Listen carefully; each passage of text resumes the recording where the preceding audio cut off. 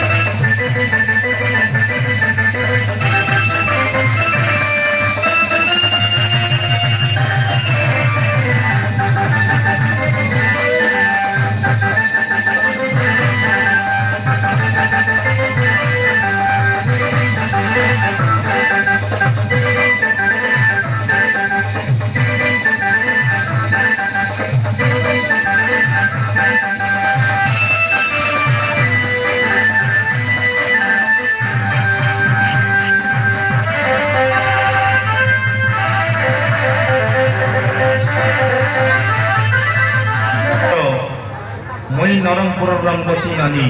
এই নাটকর বাবা সিং যদু বাবুলি রঙ্গতি এমানে সমস্ত মিশি গুরু को 50 कोटी भारतीय मंदिर अर्पण कर धन्यवाद तो संगे संगे पूजारी गुड़ार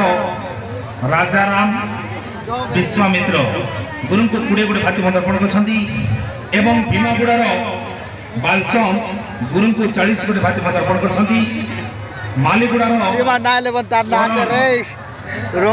मालीगुड़ार कर्ण गुरु को 20 कोटी भारतीय मंदिर अर्पण कर जय बाबा मंगला।